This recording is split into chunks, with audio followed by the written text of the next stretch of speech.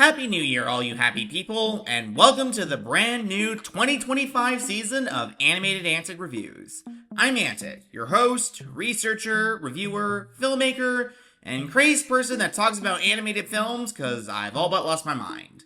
As I stated in my year-end list, I am very excited to be starting 2025 since 2024 was a really unimpressive year for animation, and there's a lot of potentially promising projects coming out this year from the big studios that I'm hyped to watch and review. This includes films from Disney Animation, Pixar, DreamWorks, Sony, Laika, Cartoon Saloon, Warner Brothers. Heck, even Netflix has films I'm honestly curious about. This should hopefully be a pretty interesting year for animation, so let's dive right into our first new film. And oddly enough, it's technically a leftover from 2024 that Netflix for some reason decided to just release here in the US. But, oh well, I gotta see it in 2025, so it's a 2025 animated film for me. And it involves a titular duo that has been gone from animation for too long. Wallace and Gromit. It's hard to think of a more charming British duo that's this beloved. Created by Nick Park and the fine people at Aardman, this duo has been something that's been a massive part of my childhood and was also one of my first exposures to the world of stop-motion animation. When I was 4, my grandmother showed me their first 3 shorts on VHS tape, and they entranced me. The great humor, the brilliant set pieces, the inventiveness, and the dazzling stop-motion animation. It's not hard to see why they became as beloved as they were. And it only seemed fitting that they would get a full-length feature film with the brilliant Oscar-winning film, The Curse of the Were-Rabbit, which I still remember seeing in the theaters all the way back in 2005. Oh my god, Curse of the Were-Rabbit came out 20 years ago? Jeez, I'm getting old. But yeah, I loved Were-Rabbit as a kid, and I still do now. It showed the duo worked brilliantly on the big screen and had all the inventiveness from their first 3 short films with some great humor, memorable new characters, and fantastic stop motion. It easily deserved its Oscar, and I highly recommend it if you haven't seen it. In fact, I highly recommend watching everything Wallace and Gromit. If you haven't seen any of the 4 short films or the movie, well, I don't know what you've been doing with your time, but seriously, get on it. You won't regret it. After Were-Rabbit and their previous short, A Matter of Loaf and Death, the duo have been on hiatus due to creator Nick Park working on the film Early Man, which I did really like, and for a long time, he stated he wasn't sure if he would make another full-length film with the duo due to his frustrating experience making Were-Rabbit and the back-and-forth conflicts between Aardman and DreamWorks. And that's a story that really is crazy and fascinating that it could make a fun video essay. Stay tuned on that one, folks. But after 20 years, Park changed his mind and brought back the duo in their second feature-length film that's finally dropped on Netflix. Wallace and Gromit, Vengeance Most Fowl. And I am hyped to talk about this. It feels so good to see this duo back again after so long, and all the great buzz I've been hearing about it really just made me so excited and curious to see what the people at Aardman and directors Nick Park and Merlin Crossingham had in store. Especially considering that it's been this long since we've seen the duo. And believe me, it was not fun waiting this long to see it proper. I wasn't gonna watch this thing before its official date despite it having dropped in the UK back on Christmas Eve. So I patiently waited after New Year's Day to finally seeing it, and once Friday came, And now having seen it, I can easily say that this does in fact live up to the hype. Shocking, I know. This should not come as any surprise to any of you, but I loved Vengeance Most Fowl. If you need proof that this duo is absolutely timeless and still has not lost any magic after being away for so long, here it is. It marks not only another grand triumph for this lovable duo, but I'd also go on record and say that this is easily one of Aardman's best films. I really love this one. At 62 West Wallaby Street, the naive inventor Wallace, played now by Ben Whitehead, has invented a new invention to help him and his sidekick dog Gromit. The new invention is called a Norbot, played by Reese Shearsmith, which hopefully can get attention from the town so it can take care of their problem with the bills. Gromit is initially concerned over the device due to its too tidy perfection in the garden, as well as Wallace becoming way too over-reliant on technology, but it naturally does get the attention of the entire town, whom are amazed at its gardening skills. However, the smart gnome soon goes haywire and evil, much to the shock of the town, and Wallace is soon made a suspect by the police, notably Chief Inspector McIntosh, played again by Peter Kay, and his new protege, PC Mukherjee, played by Lauren Patel. Hoping to get to the bottom of this, Gromit soon sets off to figure out who could be responsible for turning the gnomes evil and discover its traces to one of their old foes, Feathers McGraw. Now, as I stated before, I really do think this is genuinely one of the best films Aardman has ever made, and this really still continues to prove that the duo has not lost their magic. And it mostly has to come down to how witty the story is. This film really is hilarious, and it has all the great inventive nature you would expect from a Wallace and Gromit film. It's clear right from the beginning we're in good hands, as we see Wallace's wake-up contraction has gotten a lot more wackier and over the top, and it's just a joy to watch. This is a film where you can see that the people making it were just having fun putting things to the test. Though, I think what really makes this film stand out is its themes on technology and how dangerous it can be when people over-rely on it. This film couldn't have come out at a more perfect time, as AI and other technological garbage has started to pop up more in the films, which is honestly going to backfire and die out, I'm just going to say it.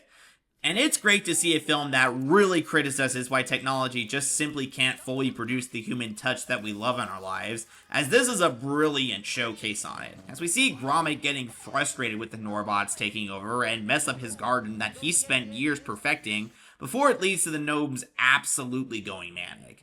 It all leads to a great finale that is so hilarious and thrilling that it probably stands as one of the best Wallace and Gromit climaxes in a while.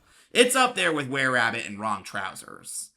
Speaking of that, I will say that this does have some fun callbacks to the previous shorts that don't feel forced. It could have been so easy for some of the callbacks to feel like fan service, much like the stuff I talked about in the War of the Rohirrim last month, but that's not the case here. Everything they brought back felt like a natural continuation from Wrong Trousers, Close Shave, and Were-Rabbit, with a sprinkle of Grand Day Out and A Matter of Loaf and Death within. And that's especially with how they continue the arc of Feathers McGraw. But I'm getting ahead of myself. The animation is also another fantastic highlight in the film. There's such a certain charm to stop-motion animation, and the lovely touch that's brought to it, and this film continues to show why this magic trick is never not gonna amaze me. The whole thing is beautifully animated, and Nick Park, Merlin Crossingham, and the entire team at Aardman really excelled at making this film look fantastic. The cinematography on display is really good, as the film really allows the camera to set up some dynamic shots and move around that's quite fun. Plus, the character animation is really incredible, mainly the stuff with the Norbots. They're very lively and move around quite quickly, especially when they're riding around on scooters, and it's quite hilarious and just perfectly animated. You can really see the painstaking work that the entire animation team brought to this film, and it's phenomenal. Though if there's one thing that really works about this film, it's easily the characters, because all of them are fantastic. It's impossible for me to ever hate Wallace and Gromit themselves, and they remain such a lovable duo to watch.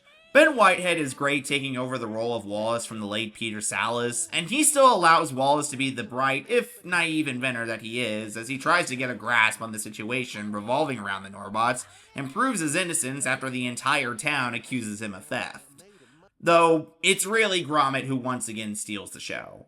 He's always been my favorite of the duo, as he's mainly the brains of the operation, and has always had so much personality despite not speaking a single word, and he really has some great development as we see his initial anger at the smart gnomes before they turn evil, and see him just pin down who's behind the evil turn. I also really thought the two constables were just as fun. You might remember McIntosh as the no-nonsense police officer and Were-Rabbit who was just not having any of the craziness happening leading up to the vegetable competition. And now he's recently been planning his retirement and is just wanting to get his last few jobs done without problems, and is still not having any of the nonsense happening in the town, while his protege, Mukherjee, has the brains of the operation, having gotten fresh out of the academy, and wanting to make sure that she follows her gut like McIntosh told her. These two have great chemistry together, and I always laughed every time they were on screen. And then there's the villain. Alrighty, let's talk about Feathers. Feathers McGraw, for those that don't know, was the evil penguin in the wrong trousers who tried to steal the prestigious blue diamond before being stopped by the titular duo. And while I've loved the other villains in the Wallace and Gromit franchise, he's always been my personal favorite. And his return is once again fantastic. Compared to Wrong Trousers, Feathers is mainly more lurking in the shadows throughout the film, but you still really feel his presence as he plans his revenge against the duo and tries to figure out how to break out of the zoo where he was sentenced after his theft of the diamond. And you just really feel the evil of him every time he's on screen. He has no expression on his face, but you can just tell there is something off about this penguin, and knows there's something twisted going on inside his mind. He's just as intimidating as he was in Wrong Trousers, and he really has some good laughs here. Mainly one moment where he was stroking a pet seal, kind of like Blofeld with his cat. Overall, he's just great. And I can say the same thing for about all the characters. These characters are just fantastic and so much fun to watch. I just love it. Now, I know what you're probably thinking. Which Wallace and Gromit film do I think is better? This or Were-Rabbit? Well, I did think about it, and I still think Were-Rabbit is slightly better, and I'll tell you why. Vengeance does do a few things better than Were-Rabbit, namely as it has the duo get more screen time together, and also has a better villain, as while Victor is pretty fun and menacing, Feathers really is a perfect baddie. But I do think Were-Rabbit is a bit more cinematic than this. I think it just had a grander scale and really did a lot with the larger canvas, while this one, while still working with a smaller scale, doesn't fully reach up to the heights of Were-Rabbit. Though, let me make this clear, I think this is just slightly behind Were-Rabbit. It's really apples and oranges. I don't think I would blame anyone for liking this one more, as it is just as fantastic as Were-Rabbit. But yeah, I still think that Wallace and Gromit Vengeance Most Fowl is just as phenomenal as the previous film, as well as their shorts. I love this one a lot.